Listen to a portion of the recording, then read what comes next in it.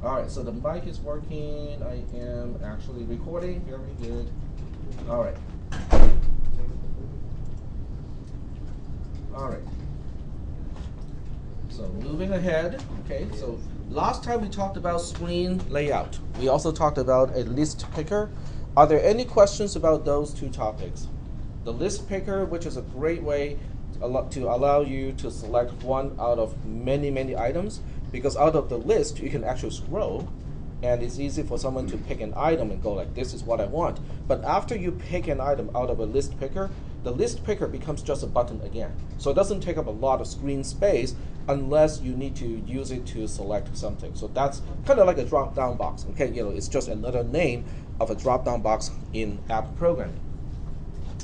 So I demonstrated that last time. I also demonstrated, the containers. Okay, they're called arrangements. There are three types. There's the horizontal, vertical, and table arrangements. Okay, but what they are really useful for is to arrange items on your screen so you have some layout control. If you want your application to look a certain way, a button to be exactly somewhere, this gives you a certain degree of control. Okay. Are there any questions about those particular items? Okay, no questions about those? Okay. If there are no questions about those, then we are going to continue to move forward. We already talked about event handling, okay? Because the very first program that I wrote in this class is about event handling. Because everything is about event handling when you're writing an app. You're always responding to the end user doing something. But there's another type of event handling that I haven't really talked about. We talked about the properties of a screen, okay? And this one is kind of, okay, let me just click it first. I'll show you what it is. My screen looks awful, and this only applies when you have a tablet, okay? Because regardless of the actual size of your screen, App Inventor wants to scale everything the same way, okay? And it looks really bad on larger devices. There's really not a whole lot you can do about it unless you go for some offline tools. It is not in App Inventor. You have to do some offline tools, install your APK tools, and then you can kind of hack the APK itself, hack the package that distributes the application. And there are certain things in the package that you can tweak in order to make it recognize that you do have a larger screen and the desired resolution is this instead of what App Inventor wants to use. So I'm not going to go through this because this really, really is kind of advanced. So we'll go ahead and just kind of ignore this one for now because it is really kind of out of the scope of this screen. Are there any questions about these things? We talked about object-oriented way of doing things because when we think about an app or how to do something, we think about what object is responsible first. That is object-oriented programming. Any questions up to this point? Okay, no questions up to this point? Okay, if there are no questions up to this point, I want to show you guys how to use multiple screens in your application today. Okay, because a lot of times, unless you're writing a fairly simple app, you might have multiple screens. Why do you want multiple screens in a particular app? Why not just one single screen, just scroll through to different parts? Because scrolling, you can get lost easy. Some users don't like to scroll. They like to be able to just see that you're there. And you can also hack too much information off of that screen. Exactly. Okay, so for easier user interface, having multiple screens is better. It's more professional. Okay. So we'll go ahead and I'll show you guys, how to do it with how to develop an app with multiple screens, because this one is it's tricky in a way. So that's what we'll do today, is to do that. All right. And I'm going to start a new app, just to demonstrate this. Okay. So we'll go to projects, start a new project, and I'll just call this one multi-screen. Okay. And here comes the multi-screen application. Screen 1 is mandatory. Okay, you cannot not have screen 1. Okay, this is the first screen, and it has to be there. When you look at screen 1, its name is screen 1 right now. Now, these two are not necessarily the same. This is the displayed name of screen 1. This is the actual name of the object underlying this program that is representing screen 1. In other words, what you see in the viewer is really just a label that can be changed to another name.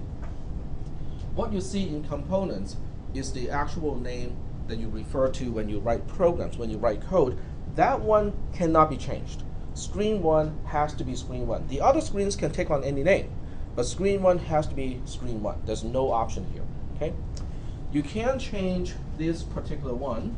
If you go to the properties of the screen, if you just kind of scroll down, it says title down here. Okay, I know some of you cannot see it. Let me resize the screen first because that's there we go. So right here it says title, and inside title, I know people in the back may have difficulties reading this. It says screen 1. This is what it is displayed. What is displayed on the screen itself, and you can change it to whatever you want. Okay, there's no problem with this one. So you just have to say, okay, I don't want it to display screen 1. Maybe I want it to display, welcome. Okay, so you just change it to welcome exclamation point. You can actually use punctuations in this one, and it now is changed to welcome. But the actual name of the object is still screen 1. So when you write the code, when you go to the blocks editor, it is still screen 1. It's just that what is displayed is different. Okay. Now the other thing you can also do is your application can edit this particular title using the code. So if your application has the ability to remember the user from the previous use, you can say welcome tag, okay, because you have stored the name of the user using TinyDB or some other way. So when the username is retrieved, then you can actually program your app so that it says not just welcome, but welcome tag. Okay. So are we okay, clear on the title versus the actual name of the object? Yep. At the bottom of the property screen, it does have an option for rename. Yes. But that doesn't apply to this particular. That does not apply to this one, because when you see this screen 1 is now selected, which means I should be able to do these two things, but it's not. Both are grayed out. So you cannot delete screen 1, nor can you change the name. Screen 1 has to remain as screen 1. Okay. Any questions about that one? Okay, because screen 1 is special, it's different. Okay. Now, when you actually run an app, okay, an actual commercial app, what do they usually do when you start the app? Screen 1 is usually what we call a splash screen. Exactly. So what do you see on a splash screen? A welcome message, a picture of something that represents what the application does. And either it will automatically go into the actual screen 1, or there's a button that says start or enter or something like that. You can do exactly the same thing. Okay. So what I'll do here is I'm going to use a bitmap, for the entire screen, and then have a button to go to the next screen.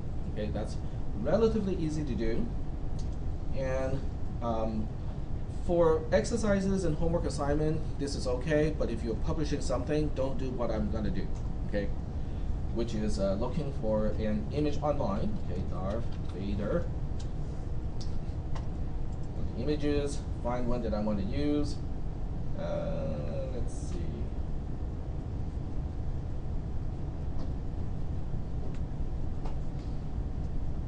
He looks like a presidential candidate here.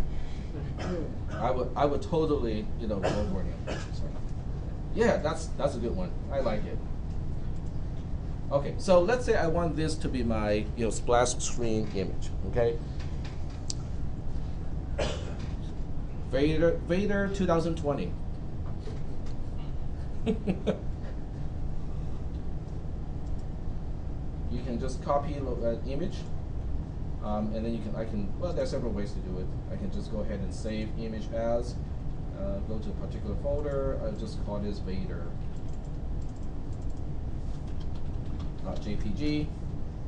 in my temp folder. Okay. Then I switch back to the application and have to upload it.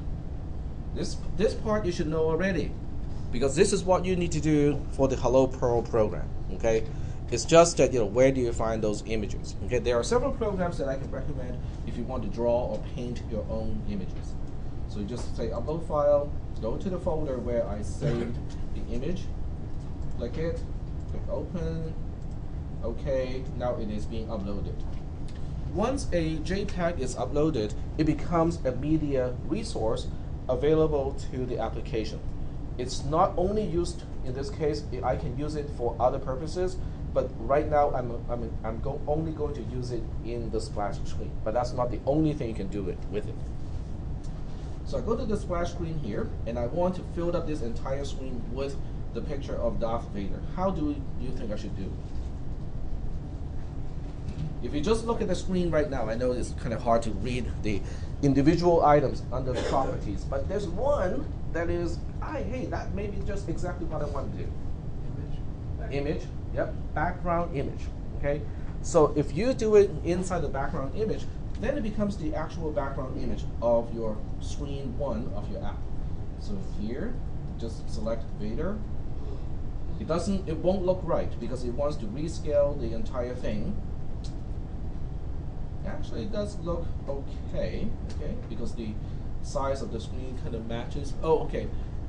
When I see on my screen, it looks okay because my screen is kind of stretched horizontally, but on the projector, which is actually to scale, it's now squished, right? Because it wants to fit the entire image using the geometry of the screen area. Okay, so that's why it looks kind of stretched. Okay.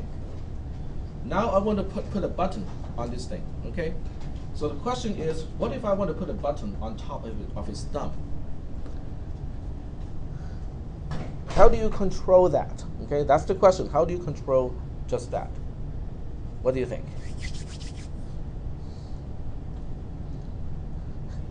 Vertical alignment. Vertical alignment. Bring over the button. Yep.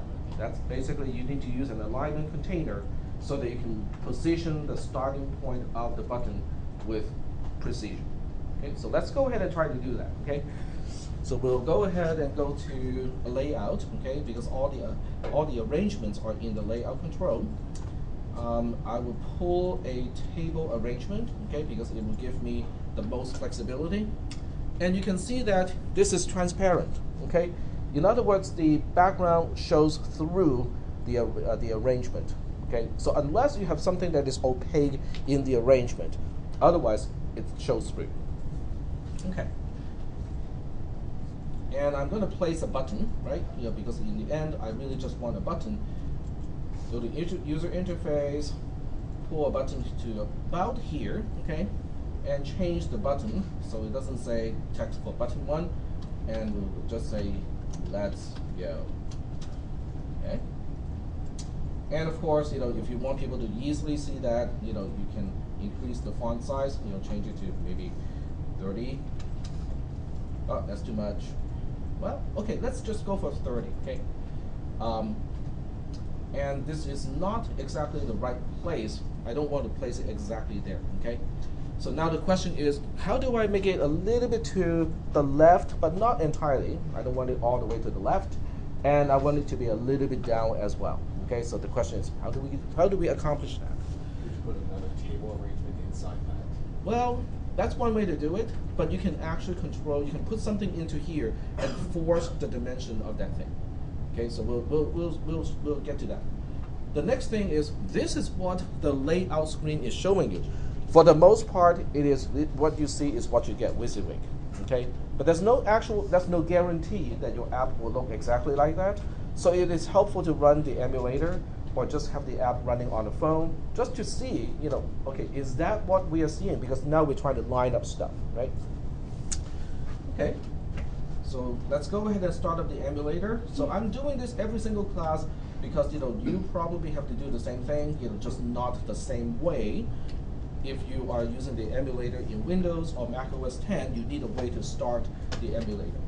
So to do that, in my case, I have to go to USR Google App Inventor, commands for App Inventor, start AI starter. This is what I need to do. Okay, depending on your platform, the way you start up AI starter is going to be a little bit different. Once I have that started, I can now go to connect and connect to emulator, which will start up the emulator and connect to the AI companion in the emulator also. This takes about, what, 2 minutes or so? It depends a lot on the speed of your computer. If you have a slower computer, this can take longer. This can take longer. These computers are not really that fast, okay? But it's reasonable. Are there any questions? Since we're just waiting for the emulator to start up and stuff like that. No questions so far? Okay. All right.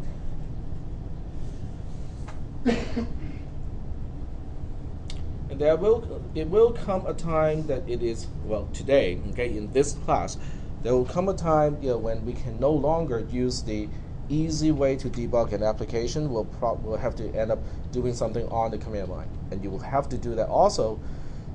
Well, you'll find a different way. You'll have to find a different way to do this. But we'll focus on the screen first, and then we'll talk about how do we debug a program with multiple screens.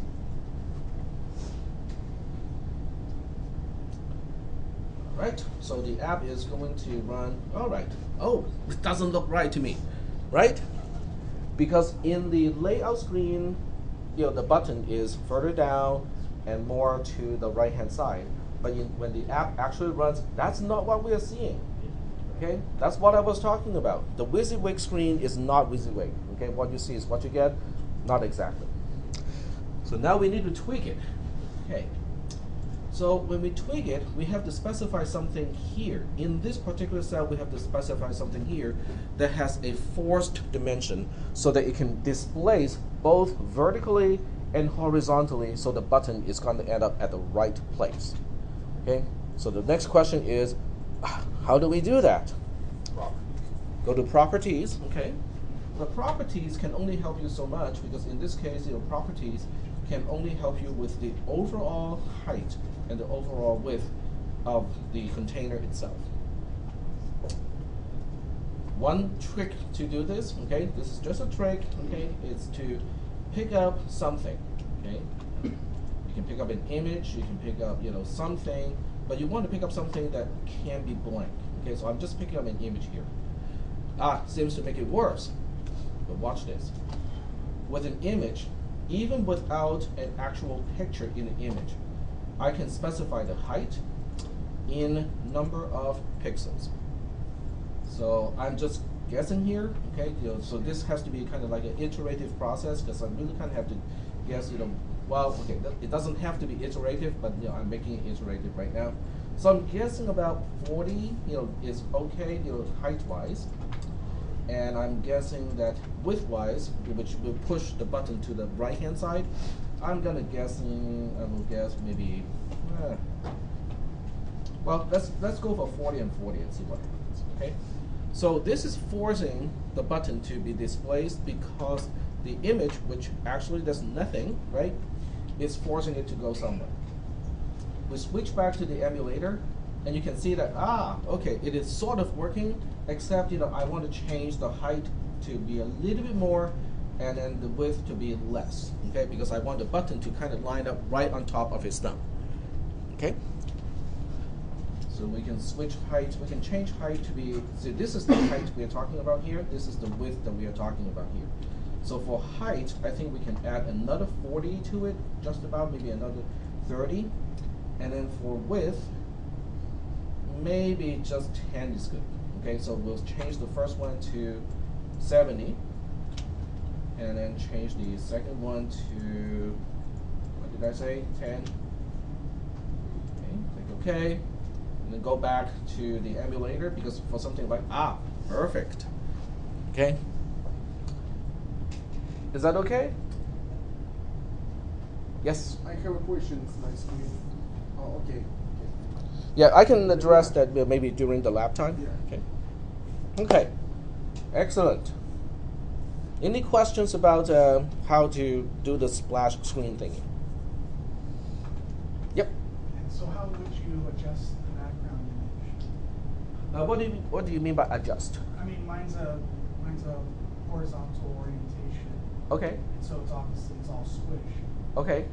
How do you mess with it? Two things. You can do the pre-editing. In other words, you can pre-edit the image to fit in a particular what they call aspect ratio, right? The ratio between the horizontal and the vertical size is the aspect ratio. So you can do the editing prior to importing the image into App Inventor. That would be the best way to do it, because you can also change the resolution. If it's a really high resolution image, you can scale it down, and then you have full control over, exactly where to start, how to crop the image, basically.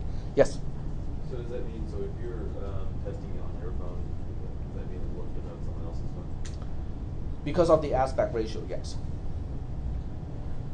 If you do not use the background image, there might be a way to just say, okay, I want to use the original aspect ratio of the image.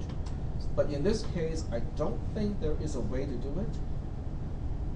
Yeah, there's no way to do this because we're using the entire background. And the entire background, it has to fill up the entire background. But you can use a container, for instance, and you can just say, okay, I don't want the image to fill up the entire screen. I want it to be exactly here with this as the width and with this as the height. But then you lose the ability of having things superimposed on the image itself, because with layout, you cannot have overlapping things. So you have kind of a issue there because of that. Now there is one thing that can help in your situation, but we haven't really talked about it. It's called the canvas. The canvas has its own size. You can say, okay, the canvas will be this width and this height, and you can put a background image in a canvas. But unlike a screen itself, a canvas is also touch sensitive. When you touch the canvas, the app can tell where you are touching it. So that way you can define a certain area to basically let the end user start with when that particular area is touched. Okay, but we haven't really talked about canvas yet, so kind of hold on to that idea. Okay, if this is what you want to do in your app, we will have a mechanism to do that. Okay. Okay, so we have the splash screen pretty much done. Okay, this is what it looks like when the app is running on the phone. That's good. The next thing is, but how do we actually make a new screen, right? And how do we link this button to the action that brings us to the next screen? That's the next question. Are we still doing okay? Yep. Okay, so the one question was that if you look at most of the apps, they actually have some kind of like moving object on the actual splash screen. Okay. So would you add that the same way that you add a? It depends on what you call moving object. If you're talking about just a video clip, like an animation of some kind that is pre-recorded and is hard-coded, you can use, instead of a background image, you can also use, down here in media, you can use a player. So with a player, you can upload a short video clip and specify the player to be a certain size on the splash screen, and then have your program to automatically run that. Okay. So there's a way to do that. Okay. So we can make the screen fancier. Okay, and I'll show you guys how to do that. Okay. So right now, it's really static. It doesn't do a single thing, because when I go back to the emulator, I can click this all day long. It doesn't do a single thing because I don't have any blocks associated with that particular button. Okay. But we're getting the layout. It looks right. At this point. Now in the splash screen, a lot of times this is too static. Okay, as you guys said, it's good to have some kind of animation, changing the color and stuff like that. Okay. Let's see if we can change the color of this button in a way that is kind of more attention getting. Okay, it's moving. Okay, it's changing the whole time. Wait. With event-driven programming, what event is going to drive the changing of the color of the button. Because it cannot be someone pushing the button, right? Because if someone is actually pressing on the button, you don't need to change the color. The whole point is to catch the attention of someone, so that person will be clicking on the button. What do you think? What do you think is going to be helpful here? We have touched on that particular object last time, but we haven't really used it yet. Okay, so I'm going to point out what we need. It's under, this is the odd part, it is under sensor, if I remember correctly. It's the clock. What you need is a clock, okay? So this is what I will do with this particular application. I'm going to drag the clock into here. Even though a clock is not something that displays, you still have to drag it into the viewer portion of the screen so that it becomes a component, okay? It is an invisible component, or what they call a non-visible component. Why they call it non-visible instead of hidden, I don't know, but it is here. Okay, so clock one is a component of the first screen. Okay, but what is a clock going to do? I mean, a clock can keep track of time, can tell me what time it is in a day, but how is it going to help with this? So once clock is selected, I'm moving over to properties. And you can see that, there's not really a whole lot of properties to talk about. But what are these things anyway? One is called timer always fires. The next one says timer enabled. Those two are checkboxes. They can be enabled or disabled. And then the last one says timer interval. What do you think a timer can do? How can it help us in this case? Tick, do something. Tick, do something. Okay? In other words, it is a countdown timer. Okay? It's counting down. Every second, it will trigger a timer event. So without the end user touching anything, doing anything, the timer is generating a timeout event every second. So I'm going to attach some code to that particular event handler so I can change the color of the button in a certain way. Are we doing okay so far? Does everybody understand what I'm doing and why I'm doing it? Because that's the most important part. Yes? No? Okay? All right, so let's go ahead and do this, okay? And to do this, we have to switch the blocks screen because now we are actually specifying the event handler and the code, the actual action associated with that particular event. So you go to blocks, and once again, this is object-oriented programming.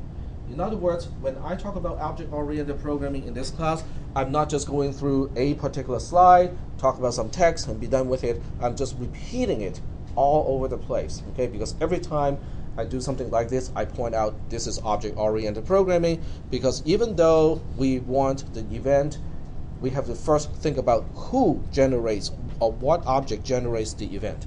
That's object-oriented programming. So we know it's the clock, okay? And with the clock, you can kind of go through everything that a clock can do, okay? Which is a lot, okay? There's a lot of fun stuff you can do with a clock. But the only thing I want to specify right now is, hey, when the timer event goes off, I want to do something. Are we still doing okay so far? Okay. The time interval is set to 1,000 milliseconds. What is 1 milli? 1 milli is 1,000th of something, right? 1 millimeter, 1 millisecond, and so on. Well, 1 milli is 1,000th of something. So what is 1,000 of those things? Just one, because you're multiplying 1,000th by 1,000, which gets 1. In this case, it's 1,000 millisecond, so it's specifying just 1 second. Now, it's not exactly precise, okay? For those of you who want to use this mechanism to keep track of time, it is not precise enough for that, okay? So if you want to keep track of time, there's some other way to do that. But just for animating something on the screen so it looks kind of more alive, it's okay for that purpose. All right, so what do we want to do again? We want to change the color of the button. Remember object-oriented programming. Where should I look first? I want to change the color of the button. Colors. Okay, but that's not object-oriented. Which object are we dealing with? Oh. button, right? Okay, so now we have to go to button 1 and see, okay, but what here is related to changing the color? You kind of have to go through this list here, okay? So you keep going, right here, set button 1 background color to da da da. Seems like something that we want to do. Okay, let's drag this out, stash it into here. We see a red triangle, which means, hey, there's something wrong with this code. If you click it, it will tell you what's wrong with it. We're missing the color. Because right here it says set blah blah blah, background color to, but we're not telling it what color we actually want to set it to. Okay? So now you have to look into this and go like, but how do we specify the color? Hover over that, and it says return the button's background color. So now you can go to colors. Okay, now we go to colors and see what kind of option we have. It has a whole bunch of pre-mixed colors like these, okay, which is really cool, okay, but it's not going to help me because if you choose one of these colors, the first second will have some kind of change, right? But then after that, it will keep changing to the very same color again and again and again, and it doesn't look interactive. It's not catching attention. So what I can do here is to say, let's not change it to a particular color, and instead let's make a color out of RGB. So I'm going to put this here. So make color is a block, make a list is another block. But right now, let's not worry about what the list is. Right now, we just say, oh, there are 3 numbers you have to specify to make a color. Guess what those values are? RGB, which is red, green, and blue. Okay, so you can mix just about any color that you can display on screen using RGB. Now note what I just said. You can mix just about any color you can display on screen using RGB. It does not really specify every color that you can see with your eyes. What is the difference? There are colors in your eyes gamut that cannot be displayed using RGB. So no matter how hard people try, okay, like camera manufacturers, monitor manufacturers, and so on, as long as you're using RGB either as sensors in the camera or RGB as an emitting device like a projector or a monitor, there are colors that cannot be reproduced using just that method. And I think most of those are in the greenish region. So there are certain green colors that you can never see on a computer's monitor. Okay? Just a little tidbit. Okay, I know it's not related to app programming, but if you think your monitor can display every color that you can see, your eyes can actually perceive, that is not the truth. That is not true at all. Okay, all right. But for the purpose of this thing, we can actually go ahead and mix our own color. Do I want these numbers to be static, like 25500? Because right now it's just making a red button. Oh, by the way, this code is already running in the emulator. So if I switch back to the emulator, what do you think I should be seeing? A red button. Because RGB, red, green, and blue. So right now I'm saying, okay, maximize the red channel and don't do any green, don't do any blue. So when it's all mixed up, it's just red. Let's see if that is, oh, let's go, it's all red. Exactly, okay? Remember, whatever you do to your app, if the emulator is already connected, it is running right away, okay? Okay, so but that's not what I want to do. I want the color of this button to keep changing and not be static like the way it is, okay? The quickest thing I can do is to say, let's not use constants. Oh, that is bad. Those messages should never really make it to the screen. It's okay. So we go to math. Come on. Okay, we go to math, and then we say, let's use random numbers. Okay. In fact, we'll use random numbers a few times. Come on, let me do this. Duplicate one more time. So I'm basically just using random numbers call to specify the RGB.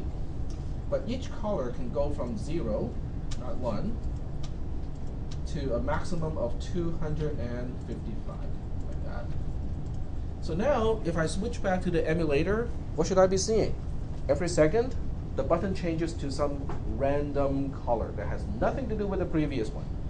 Okay, that should be pretty annoying. But you know what? Annoying is attention getting.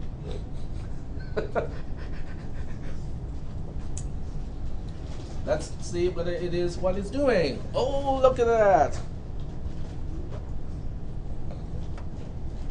Not too bad. Okay? But if you think about the code to do this, it's like that much. Okay? It's how you combine the blocks that makes your program interesting. Okay? Are there any questions at this point? Any questions at all about all this stuff that I have just done? No questions? Okay. Here's a question. It is not completely only applicable to app programming, but I still want to point it out because down beneath I am a programmer. Okay, so I want to explain everything that is important to any programmer. Why 255? I mean, to us, 100 makes more sense because 100% is 1, the whole thing, right? So why 255? It's not even an even number. What is so special about 255? It's hexadecimal for the 16 bit that's going to be needed for to generate the color. It's the end of the range if you have how many bits? You have 8 bits. When you have 8 bits. Very good. Okay, so now I'm just going to talk about programming concepts a little bit because this is kind of stuff that may not seem important. When you look at one application of the numbers in one particular case. But over time, you will see that 255 as a limit coming up again and again and again. So I'm just thinking that, hey, if I explain this, maybe you will have a better time, you will have an easier time in your other programming classes. Okay? When a computer stores values, it uses base 2 numbers. Okay? And that's because internal to a computer, the transistors they are in one of 2 states. Either it's on or it's off. Okay? So that means it is either 0 or 1. Is that okay so far? It's not like us, okay? The only reason why we have base 10 numbers is because we have 10 fingers. There's no other reason. Trust me, there are no other reasons. Okay? Base 10 is not a convenient base. It's not really useful for any particular thing other than, oh, we got 10 fingers. Okay? So when you have base 2 numbers, every number is written using a series of binary digits. Binary digit starts with a P, ends up with IT, right? Because digit ends with IT. When you combine that, what do you get? Bit, B-I-T. That's why a bit is a bit, because it is a binary digit. The smallest unit to store a number is a byte. Okay? That's a convention. Okay? Granted, it's a convention. But conventionally speaking, the smallest unit you can use to store a value, a number, is called a byte. B-Y-T-E, not B-I-T-E. Well, I'm pretty sure that was intentional. But BYTE is how many bits? 8 bits. Okay? 1 byte has 8 bits. And there is a word called nibble. N-I-B-B-L-E. And guess how many bits are in the nibble? 4. So 4 bits makes 1 nibble. 2 nibble makes a byte. Okay? They didn't really quite continue this, with a charm and stuff like that, for larger quantities, but the byte is 8 bits. Okay? So when you have 8 bits, this is a bit, this is another bit, this is another bit, this is another bit. Okay, so now we have 1, 2, 3, 4, 5, 6, 7, 8. So with 8 bits, as it turns out, the largest value you can represent is 255. That is why when you see IP addresses, net masks, RGB specification, a lot of things in computer science, they end up with a range of 0 to 255. That's because 255 is 2 to the power of 8 minus 1. And that is the largest value you can represent using 8 bits. Okay. A little thing, I know it's not really, I know it's not directly related to app programming, but it is related to any type of computer programming. So I think, since it's not going to take up a lot of time, and this is the right, scenario to talk about. Okay. Great. So now I have an app. It has a button that is attention getting, and if you want to make this really annoying, go back to the designer, change the time interval, shorten it. So instead of every second having it to change, make it change 5 times per second. 200 milliseconds is 1/5 of a second, so it's going to change it will change 5 times per second. Okay, if I switch back to the emulator, it's going to be annoying. Really annoying. Okay, any questions? The questions? Okay, let's move on with what we actually want to do. We want to make a second screen, so when this button is pressed, we move on to the second screen, right? Okay, so go back to the main, the designer view, okay? And now we say add screen. To add another screen is just that, okay? Just say add screen and it will add another screen. Now this is the part about App Inventor that is kind of like, really, why would you do that, okay? So we'll add a second screen, and I don't know how you want to call the second screen. Let's call the second screen screen vote, okay? And it's going through the process. Okay, so it's now done. And you don't see, well, you see that now we're on the second screen. Here's the fun part. If I switch back to the emulator, which screen do you think the emulator is on? The first screen, the splash screen, or the second screen? The second screen, okay? Oh, but then how are we going to test the program? Right? Because if I switch back to the emulator, it is already on the second screen. How do I test the code of that button that goes from the first screen to the second screen?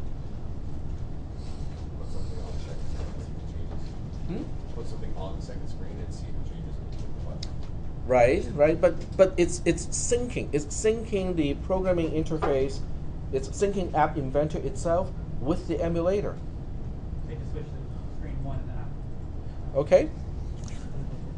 So that's a potential problem. Okay, but before we address that problem, let's go back and talk about how do we write the code to transition from screen 1 to the second screen.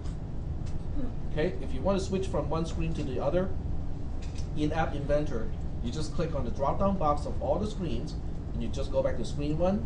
Now we're back to screen 1.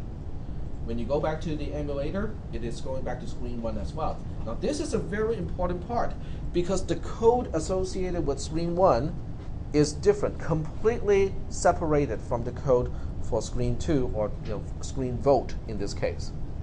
Okay, so the blocks are no longer the same. Okay, each screen has its own collection of blocks, and they do not relate to other screens. All right, so let's do something here so that we can switch to the second screen, or in the code it can do it. We'll deal with the debugging later. So we go to blocks here, and now we want to specify some logic so that we can switch from the first screen to the second screen. How do I specify the logic? What is the first step? What is triggering switching from screen 1, which is our splash screen, to screen vote, which is our second screen? What is which is the one event that is causing that to happen? Clicking of a button, right? Okay. So using object-oriented programming, where do I go first? Button. Exactly. So we go to button 1, and we say, out of all the events that can come out of this button, I just need to handle the click. So you drag this block here. Now we can specify the actual block or code or action to do when we want to switch to screen 2. This part is not really object oriented because screen 2 or screen vote does not even appear here. Okay, so when you want to switch a screen, you have to go to the control tab to find out, okay, we want to switch to another screen. So go to the control here, and it's all pretty close to the bottom. So right here you can see 2 ways to start up a new screen. The first one is open another screen, and then you have to supply the screen name, which in this case is screen vote. Okay, but there's another one. The one right below that is called open another screen with start value, screen name, start value. Let's not worry about that just yet. Okay, but what this does, okay, eventually we'll come back to this and talk about, oh, but what is a start value? Why is it important? We'll come back and talk about it. Right now, I'll just give you a little hint of what it does. For those of you who want to move ahead and experiment with this, be my guest. A start value is a way for one screen to communicate with the screen that it is starting.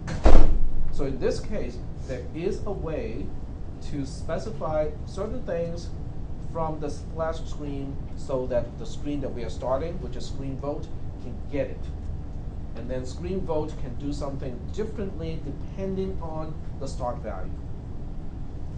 We are not going to do it now, okay, because it is a little bit more tricky. So we just want to say, okay, let's just move on to the next screen. Just start it. So we use the first one, which is the simple one. Okay.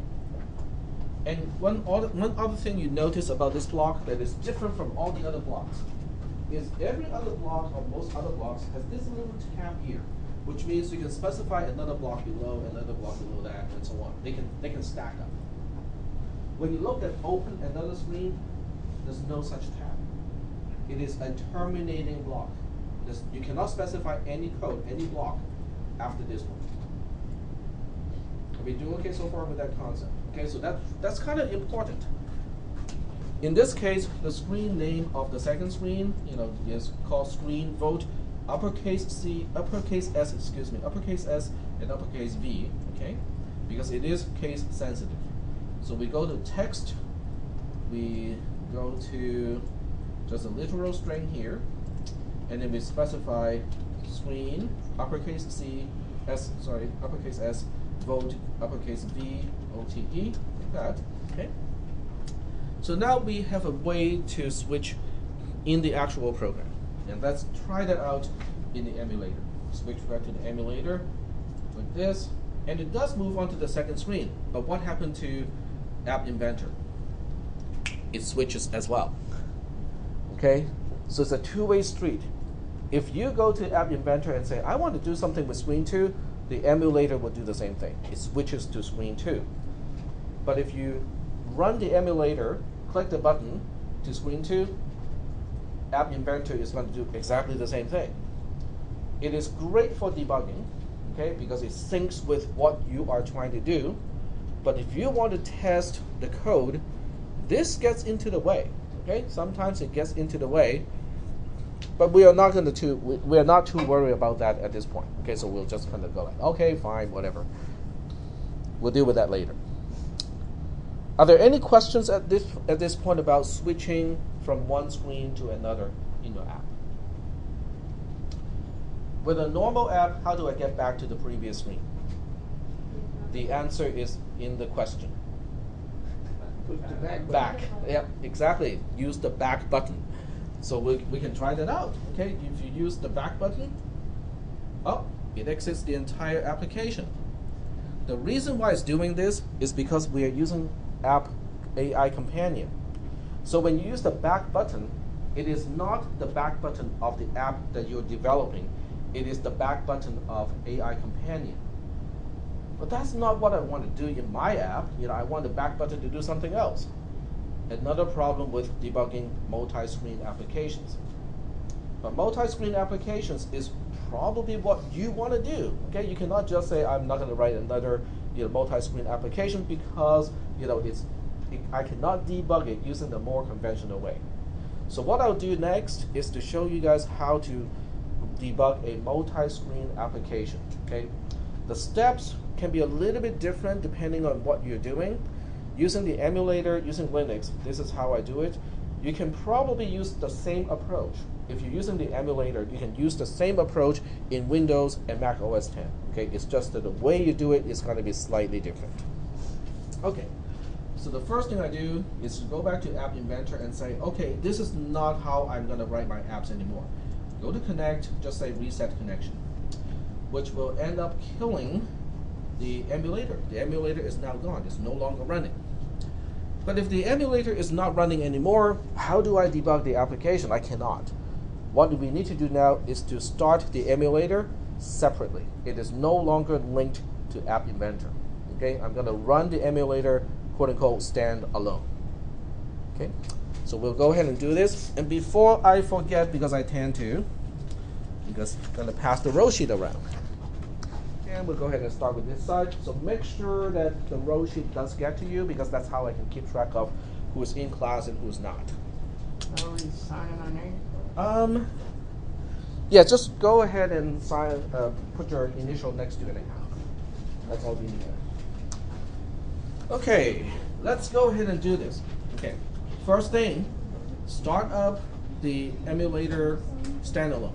Okay, and the way to do this is kind of similar to this. I don't really need this anymore, so I can do a Control-C and stop AI starter. Okay, I don't need AI starter anymore because it's no longer of any use to me. The next thing I do is to go to the folder where everything is installed. In Linux, it is installed to User, Google, App Inventor, and then in the folder called Commands for App Inventor. Oh, the back of the class cannot see this. There we go. Okay, that's better. Okay, so this is the path in Linux to get to it. So if you use the flash drive approach, this is what you need to do, okay, because it's the same Linux environment. If you do this in Windows, it's going to be installed in a slightly different place. Questions? Sorry? She was asking me if I knew how to do the Linux program. I don't know how. Okay. It's just how to start the emulator, as a standalone. So we are not really doing anything in Linux specifically. We just need to get to a certain place to start it. That's basically it. And the command to do this, is run emulator. Okay. You can do this using the GUI too. If you use my flash image for Linux, you can actually navigate to that place using the file Explorer. So I can show you how to do that using the file manager. So in the file manager, what you need to do is to go to, okay, let's see. So you can specify the path to all the way up to the root or / Then you go to USR, go to Google, go to App Inventor, go to Commands for App Inventor, look for Run Emulator, which is this one here, and double click it. It should start it as well. So if you don't like to specify like a really long command, by typing and all that, you can just navigate in the file here and it starts it up. Oh no, it does not. It doesn't run it.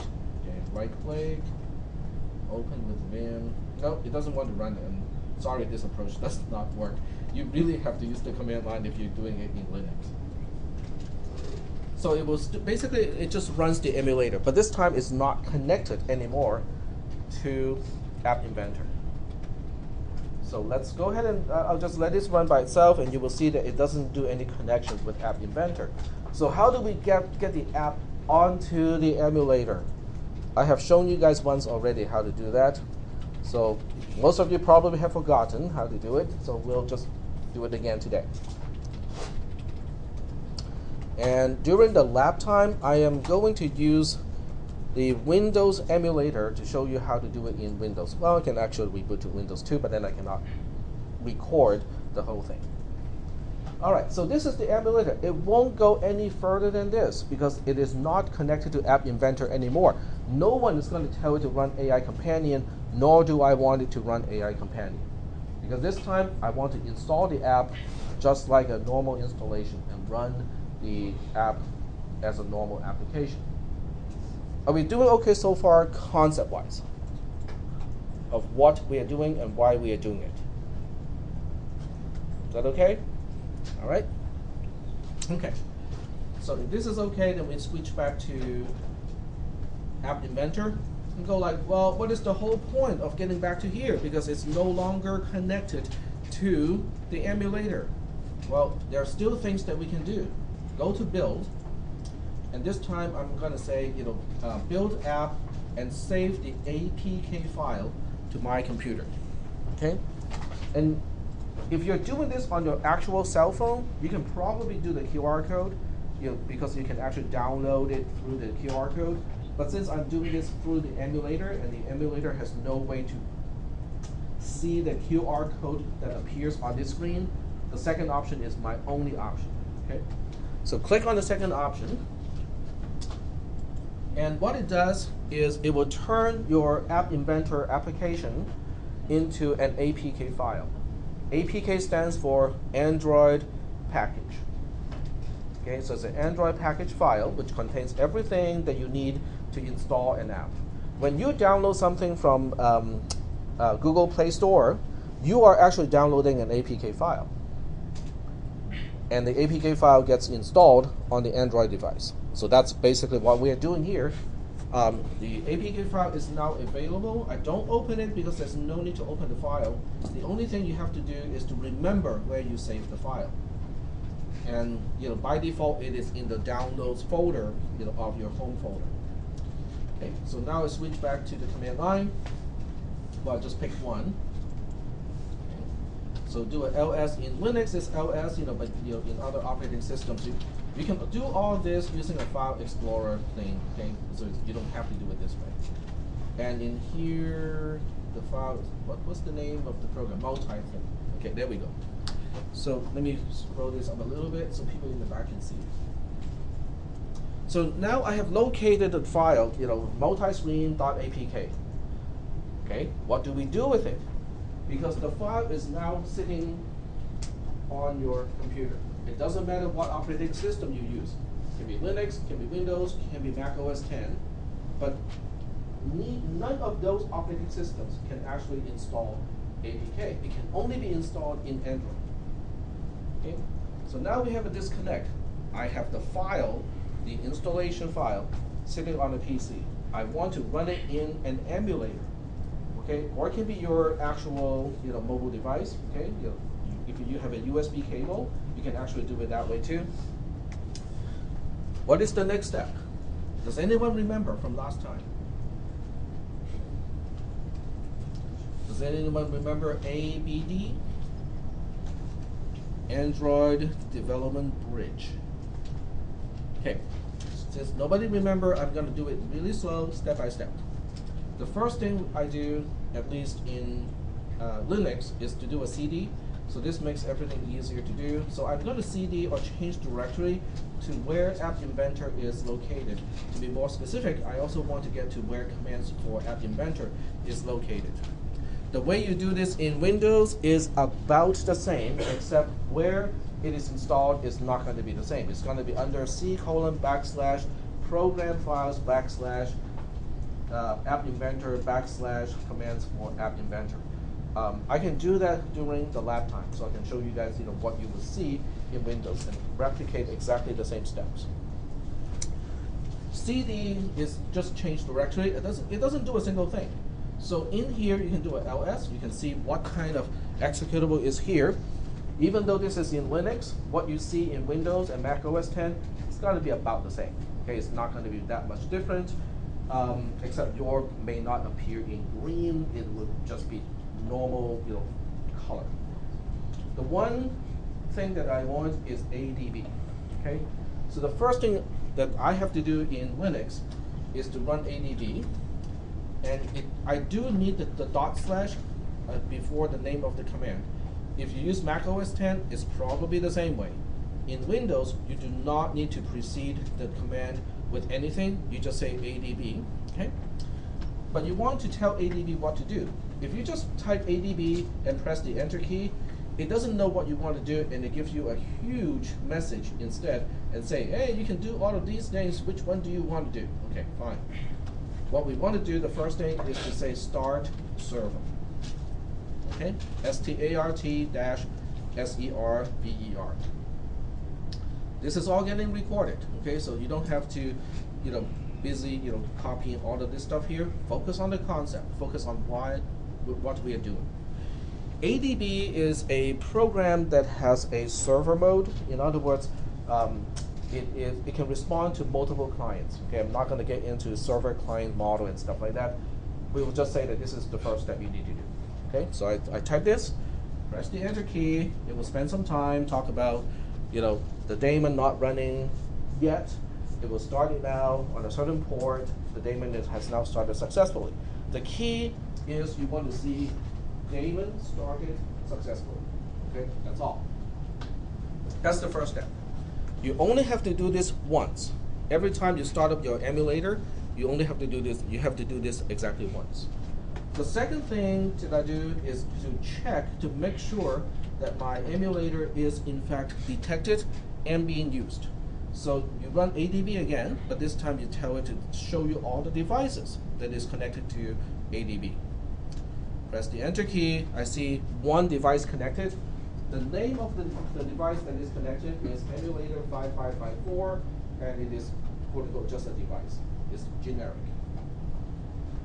Now, by the way, this approach also works if you use a USB cable to connect to your phone, and your phone has a developer mode enabled.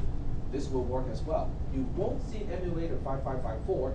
Instead, you will see Google G5 or Google Nexus 5, being connected. Okay, so you can use the same approach on an actual device, because at this point, it doesn't make any difference whether we are dealing with an actual device or an emulated device. To ADB, we do exactly the same thing. Are we still doing okay so far with the rationale of what we are doing? The exact commands is not a big deal. Okay, details we can talk about that later. I can show you how to do it in Windows. It's the concept that is the most important part. Okay. Okay. So up to here, I only have to do these two commands only once because I just need to make sure that everything is started and connected. The next one you have to do every single time you have a new APK file. Okay, every time you change your application, you rebuild your application, you get a new APK file. Then you have to do this again. So the next command is called install. So it's ADB again, but this time you're telling it to install a particular APK file. So you have to supply the path of where the file is located. To me, this is located in downloads, and the name of the file is called multi-screen. Okay, it actually finished the command here because I have what they call file name completion. Okay, so it is actually done, and then you press the enter key. After you press the enter key, it will show you this. Okay, I wanted to go full screen on me. Okay. So this is all done, and it does complain about RM fail for -F read-only file system, but the most important part is success.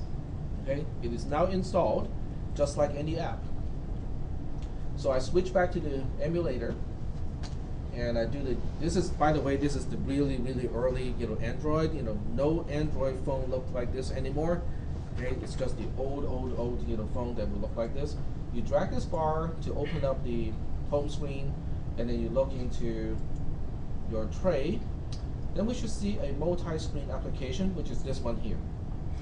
This is the application that we are talking about. You click it, and now the program runs. Independent, without connecting to App Inventor. So this one is running completely standalone. I can close the browser right now. It doesn't do a single thing to the emulator or the application that is running now in the emulator. Is that okay? So now we'll do the same thing as we did earlier. We switch to the second screen, and then we press the back button to see if we can get back to the first screen, which is the splash screen. Okay? So we click the button. Let's go. Get to the screen vote, okay, which is blank because we haven't really specified anything here. So here's the real test. If I press the back button, what is this going to do? The way it's supposed to. So this is why you have to go through all this gyration because in a multi-screen application, in order for your application to be able to handle something like back and stuff like that, you have to run it independent to App Inventor. Okay? That is the reason. It's not too bad. Okay, so let's say I'm changing my program. Okay, so let's go back to my App Inventor here. I'm changing my program. I'm changing the logic a little bit. So when screen vote starts, I wanted to do certain things.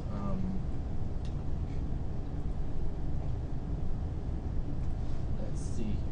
Let's go to the designer, and we'll do something here.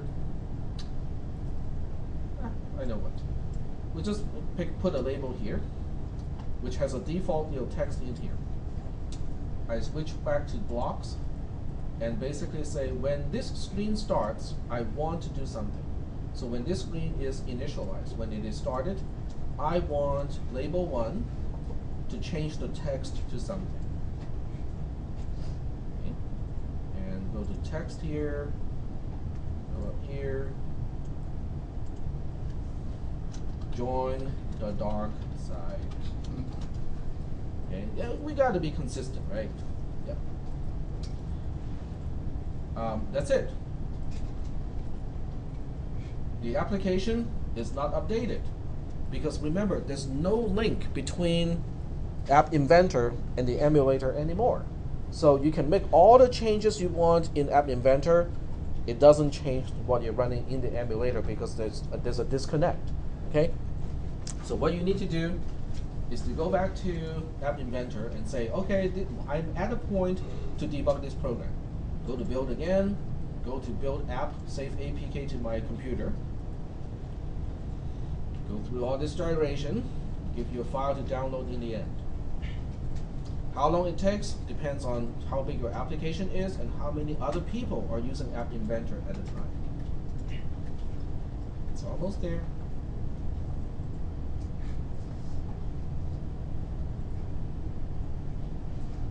You might think, oh, but you're going to repeat the same thing as last time. There shouldn't be any differences. Well, there are a few things that are different. The first thing is because I already have a file called multiscreen.apk, the new file is saved as multiscreen.paren1.apk. So you have to remember, every time you save something under the same name, your browser is going to attach a number to it. Okay? Which means when you run the ADB command, you have to remember which one am I going to use this time. Because if you don't remember, you may be uploading the same APK file over and over again, and you're thinking, hey, how come my program is not working? All the new code that I specified doesn't seem to be working at all. Well, because you have been uploading the same thing over and over again. All right, so I'm going to switch back to the text or the command line interface here. And this time I basically run exactly the same command. Okay, I'm going to show you the command here, except I have to change the file name a little bit, include 1 in parentheses around it. This is what I need to do this in Linux. I'm not really sure about in Windows, what you need to do to escape the parentheses. We'll find that out in the lab time. Okay. And I press the Enter key and say, okay, let's reinstall the program. Now we have a problem.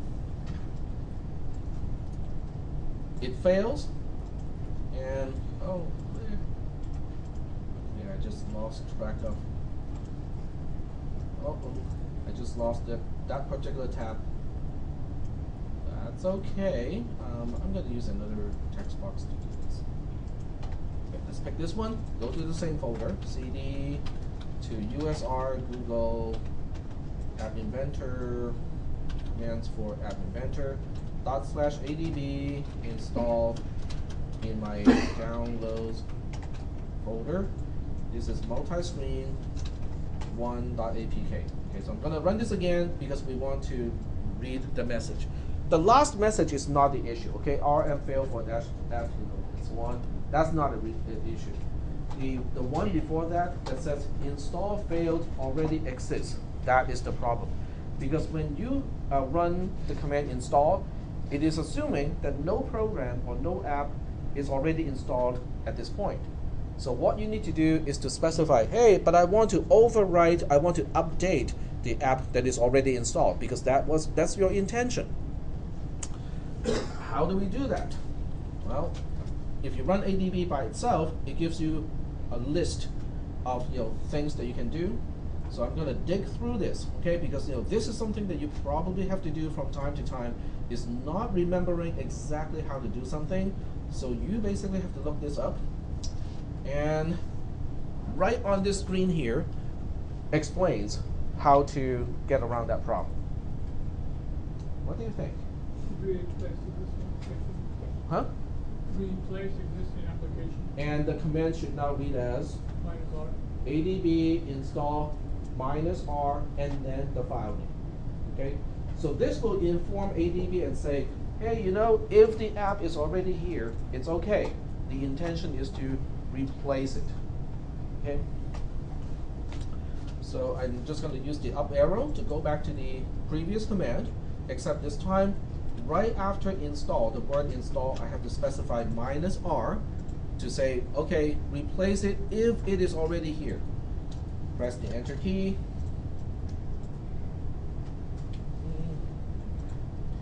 Okay, the last error message is going to be there. Okay, RM failed for dash F.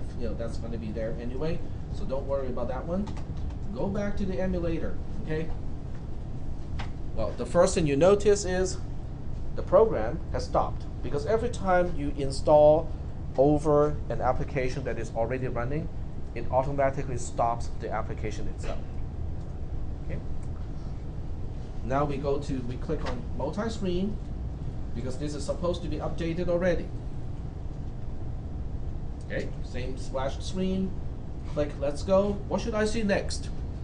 Before we go, Label that says join the dark side. join the dark side, right? Because even though the default text is just text for label 1, the code associated with the initialization of screen vote would have changed it. So I'm not only testing whether it is the new version of the program, I'm also testing whether that event is triggered when we do the initialization. Okay, so we click let's go, and it does say join the dark side. Okay, so that is the cycle of debugging a multi-screen application. It sounds really tedious. It sounds like, oh man, there are so many steps. I have to remember all these command lines and stuff like that. But you know what? Once you get into the groove of doing this, it's not a big deal.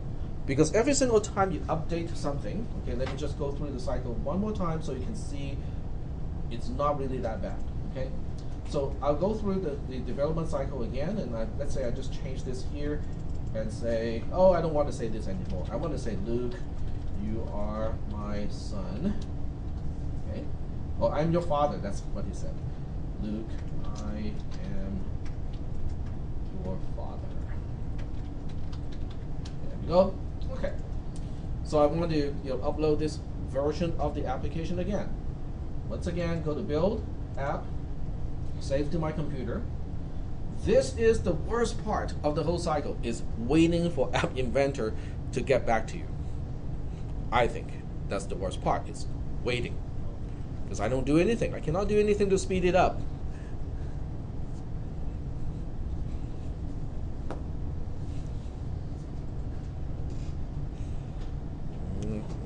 Okay, all right, there we go. So you can save the file. Now, it depends on how you configure your browser. You can configure your browser to let you specify where you want to save the file. If you enable that option, it will also tell you that you're saving a file over something else, and it will give you an option, do you want to overwrite the file, which I think is a little bit better. But if you use a default setting of a browser, it will save it again, but this time under a different name again, with 2 in the parentheses. Okay, so you have to make sure what is the actual name of the file that you have downloaded, because in the command line, that is what you need to specify. So I just used the up arrow key to go back to the previous command, use the cursor key to go back here, change the 1 to a 2, press the enter key, that's it. Okay, to update the application that you are developing. So it's not that big of a deal once you have it all set up. Now, if you only set it up, do one little change, and then you move on to do something else, you shut down everything, yes, it is very tedious. On the other hand, if you set everything up, you stay there for about an hour or two, writing your app, writing the code, and debugging it, the extra overhead is not a big deal. Okay. And now I can switch back to the emulator, and once again, the app was running, but since I replaced the application, it automatically closes the application first. That's why we are back to the tray and not having the app running anymore. Okay. Once again, click Start the multi-screen program. Let's go. And this time it says, Luke, I am your father. The program is now updated. Are there any questions about this process? Especially the rationale of, why do we have to go through all this stuff here? Yep. If you're using the wireless connection, like straight to your phone, would you have to go through this process if you're trying to tell the screen? Good question. If you go through AI Companion, you are still having a direct link from App Inventor to the device that is being used for debugging. So you will still end up with the same issues. So if you have your own mobile device and a USB cable, you might as well just connect your phone through USB to your computer. ADB will be able to detect it. If you have the right driver and developer mode is enabled on your phone, you will still be able to go through the same process. Okay. Good question, very good. Any other questions? And by the way, ADB is capable of communicating through a network too, but it takes a few more steps to set it up. So personally, I would just use a USB cable because since it's next to you anyway, a cable is not an issue. There was another hand. Yep. Just curiosity, if we use the QR code, do we have to go through the steps too? If you use a QR code, then your phone has to be able to see the QR code to initiate the download. Then it will download and install the APK file without having to use ADB. You are correct. Yep. I have not really used that option, so I'm not really sure how. Last time for the Hello Prayer, the QR code just worked. Oh, okay. Then you can just use that approach, because then you just save yourself a lot of typing. Yep. That's the same thing too. I use a QR code and I just had to scan the QR code and just Okay. So that's the best way. If you have an actual device, that's the best way to do it. The QR code method. What app do you use to scan the QR code? Any free QR code scanner. Okay. Okay. There's a whole bunch of free ones. There's Okay. an App Inventor app you can download that has the scanner in it. Oh, but does it link to AI Companion? Is that a part of AI Companion? Because you don't want to run AI Companion. That's the whole point, is avoiding AI Companion. All right. So we are done with the lecture part. During the lab time, I'll give you guys a 10-minute break. During the lab time, I'm going to set up everything first, because it might take a little bit of time. But during the lab time, I'm going to run Windows 7, go through the same process, using the emulator as a debugging platform, so I can show you guys how to do it in Windows. Okay. For those of you who are already planning to use an actual mobile device and the QR code, you already know what to do. You don't have to be here during the lab time because you already have your way of doing things. But on the other hand, if you're using Windows and you want to use the emulator, then you might want to stay because I'm going to talk about that platform specifically during the lab time. Okay. All right. Let's have a 10-minute break. We'll be back here at about 32-ish. Okay. Here's the sign-in sheet. I think everybody's done it. Okay, thank you. I think one person may be missing. And then my recorder is also gone. Yep. Question. When you're doing the idea of switching colors on the body, I was trying to do the same thing, but on the screen itself, when you switch picture, background picture, is that possible? I couldn't find a way to do it. So instead of, so you know how you change the button, like the color on the button, like every second or whatever? Right. I tried to do something different where you change the screenshot or the picture on the screen. instead, and I But couldn't you find a way. cannot because because the bitmap has multiple colors, right? What I'm saying, instead of not change just the color, I'm saying change the actual two pictures. So instead of checking like picture 1, you check picture 2 in After You should be able to do that. I couldn't find How to switch it? Yeah, I couldn't find like where to get the pathway. I got up to the point, I got clock and I got set instead of set label, we set background image. Yeah. But then I couldn't find this pathway. Click here to get another picture. Right, because you have to know the file names. You can switch it. It's just that when you switch, you have to. So do I use variable and then I just type in the actual? You need to have a linked list. You need to have a list of all the names of the bitmaps that you want to cycle. So what you need to do is to go to screen 1. Okay, screen 1 has the set background image 2. So this is what you need to do. Yes. But this is asking you for the name of the background image. So you have to have a list of those names, and you have to keep track of which name I'm using right now. That will help you determine what is the next one that you want to use. Yeah, that's what I'm saying. But what do I click in here and do I need to use a variable? Yes. It's something that we haven't really talked about is, you can use a list as a variable. So what you do is you go to list here, and then you're creating a list of a certain number of items. You can change that too. You can have any number you want. But then you have to remember also, what was the last image that I was using, because then you can determine what is the next one that you're going to use. So it does complicate things a little bit. Okay. I just wanted to try to do it. It can be done. It's just that we haven't really talked about enough concepts yet to cycle through the images. Okay. Thanks. I think he was next. Oh, okay. Oh, wait. So, use code diagram, that's getting too much into features rather than use code. Manage settings. Yes, because nobody's going to download an application just to manage settings. Right. So So what you capture here has to be a reason, an action that is a reason why somebody wants to download and install your app. Okay. Yep. I tried connecting with the phone through the Wi-Fi, but it keeps saying connection help. I looked at the settings that said reboot device and tried to close the app. 2 questions. Actually, 1 question. Yeah. Is the computer on Wi-Fi as well? Yeah. So the computer's on Wi-Fi, same Wi-Fi as your mobile device? Yeah.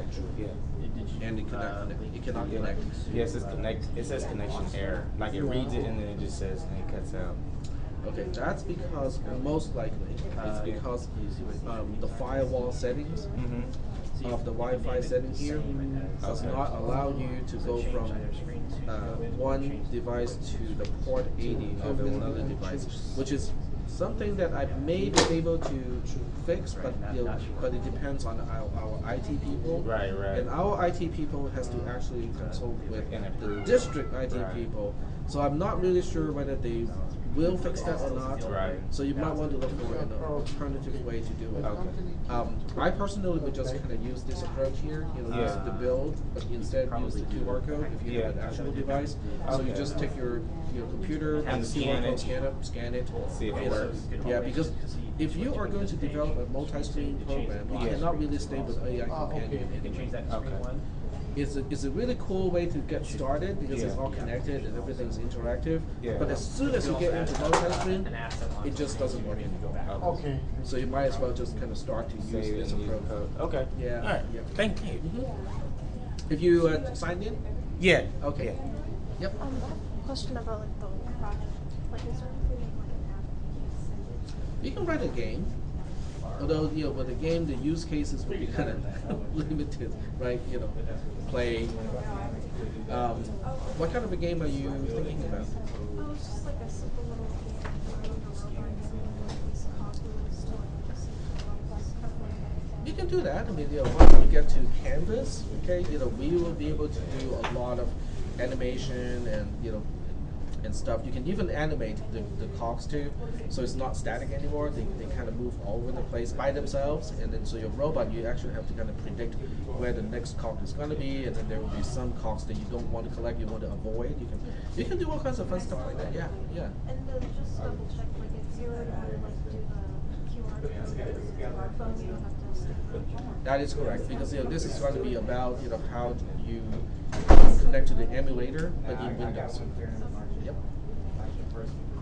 I had a clarifying question about, we talked about splash screens today in class, but when I use, whenever I load up the application, I always get this screen, which is all black, and just, you can't put anything on there, it just has to be like that, just preloading. Yeah, I can't, we can't, App Inventor puts you in a template, in a sandbox, so there are certain things you cannot really bypass. Well, I noticed that if you go to about this application, they'll always have embedded with MIT App Inventor. That we can do. We can change that? I believe so. You can change. I believe you can change that. Okay. What did you click to get here? Oh, this is just an application I made in my free time. Right. Just a thing, and then the first one goes out there. This is my main. But how did you get the dialog box to pop up?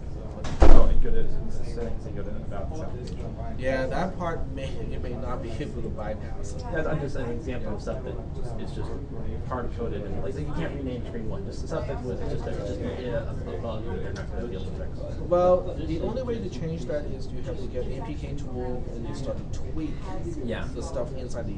I was trying to do multi-touch stuff before, and apparently there's an extension you can use for that, but it's a little bit heady. Like it should be if both buttons are down, it should say both. But I can only do one or the other at the same time. Yeah, I'm not aware of a way to do multi-touch in. Well, you can, because you can actually count touch up and touch down for separate events. Right. So you can keep track of that. Yes, that's what I did before. So there's two flags inside there, so that when one is down, it sets the first flag, and then when it sets it back to false again, it sets the image. And you can't have it be firing at both times. Like why would have been I see. Okay. So I'll take a look at that and see if there are ways to kind of get around with the multi-touch. Thank you. Hey. Hey. How are you? Pretty good. How about you? I'm as well. Hello. I just wanted to run my idea by you and just see if it's okay. If you don't mind, I'm going to start up my virtual machine first because I haven't really run this one for a while, which means when it does run, guess what? It wants to update. Yeah, sure. Sure. That's the thing about Windows is it wants to update and you can't stop it. Right. So I just need to. But go ahead. I'm Yeah. It's fairly simple. The idea is it's basically a lot of database manipulation. So I want to have a database of, you know how on here, it's because it's governed by ATF, they don't have the nutritional facts on alcohol. Okay. It's not governed by FDA, so they're not required to put it. So I'd like to have an app that has the massive database of every beer you could think of and all of its nutritional facts. Okay, gotcha. Now, there's plenty of apps out there that do that, but then I'd like mine to sort it so that, let's say if I go to a bar and I'm trying to watch a calorie. Okay.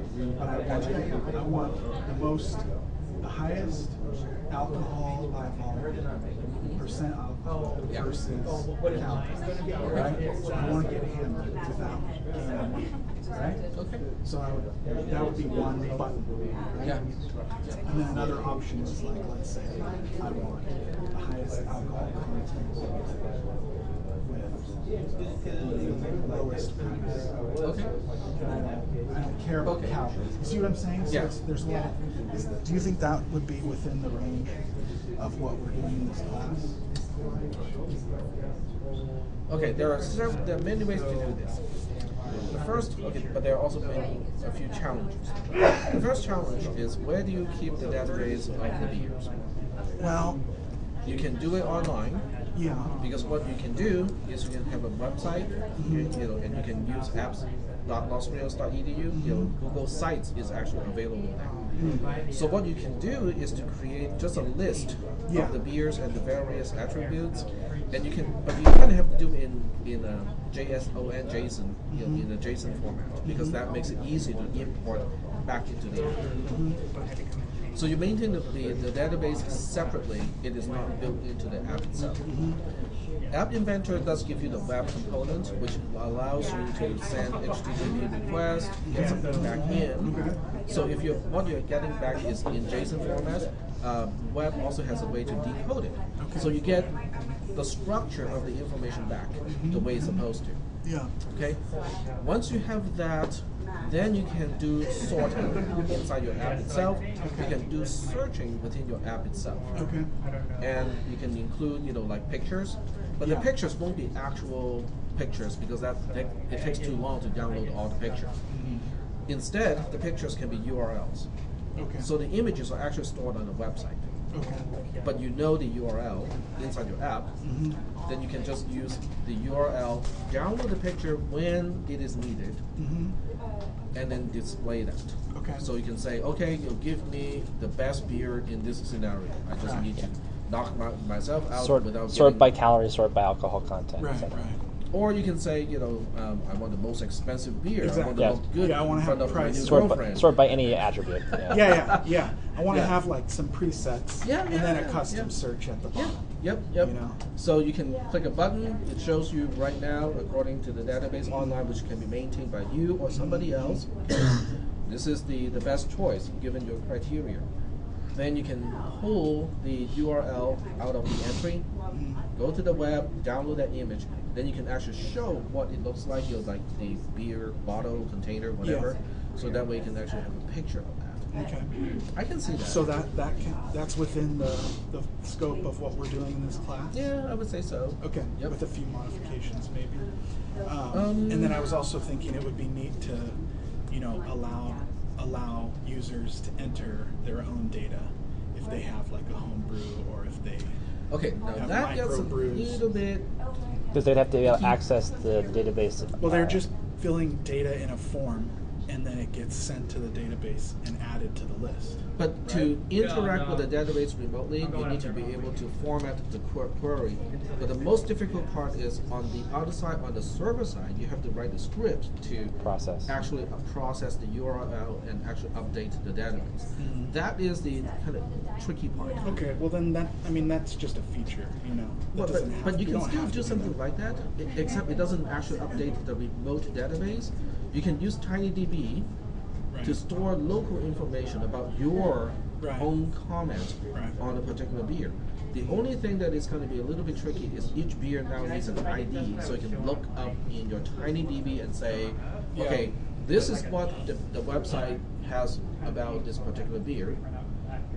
What did I write about it last time I, drank this beer? Find a pre-existing ID and then connect the two together. Yep. Okay. So it just needs to associate. You need a way to link, the entries that you download from the internet, which is great because it's easy to update. Yeah. With the entry that is stored locally in TinyDB. So you need a key. You need an ID for that purpose. Okay. But the ID doesn't need to be displayed to the end user. It's just that internally, you need something like that. Yeah. Sounds like a great idea. You think it's a good? I mean, exactly. I drew it all up and I went to show. Does it have enough that it'll fit the requirements? Well, I think it's a good starting point. We can start to think about features that would make it meet all the requirements. Okay, but it's a very good starting point. Okay. It's a good. This is a really good template application because if somebody doesn't want to do beer, they want to do quilt patterns. It can be done too, right? Because with quilt pattern, it's kind of the same thing. Images, stuff that you want to talk about it, different ways to sort criteria. Size, price, color. Cannabis strains. Yeah. Cannabis strains would work well. Always inebriating substances. Yeah. Cannabis strains. I don't know very much about heroin, but I think the template would work. Don't know if it'll work for anything. How many flavors you got, really? Well, let's see that. please. Let's. There's white China. There's black tar. Right. There's Jamaican Me Crazy. There's. I just come up with like ice creams like Ben and Jerry's. There's Pulp Fiction. Right. There's. If I'm using labels to do a lot of text, and I want to do like line breaks essentially, is there a way I can do escape characters in line breaks or new lines, anything like that? None that I'm aware of, which doesn't mean that it cannot be done. But I think I just have to have multiple labels essentially for each paragraph. Essentially.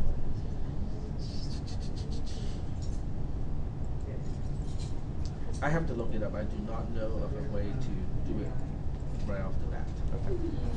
One thing you can do is to store some of your stuff as HTML documents. Yeah, that's what Will and I were talking about. Like if you just format the HTML stuff. Yeah. Just do web time. Yeah. So that would be one way to consider. Okay. Yep. All right. Okay, so what I'll do now is I'm going to restart the recorder for the lab portion. Okay, so this part is going to be recorded as well, so that we know what to do in Windows. Of course, I have to be able to switch back to what did I mean?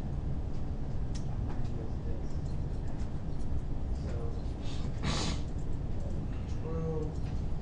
Oh, it's still recording. Yes, it has. Yeah. So what I just said, what the other guy said, is being recorded. That's okay. So Will may have a problem with this. I have to kind of cut out a certain section. Okay. Yeah. Because I don't want the campus police to show up here and take away people and stuff. Okay. So FFmpeg is still recording. That's good, even though I cannot really see the command line that is doing it. How about you stop it right now and then restart it, so that way you know all Oh. of that stuff's at the very, very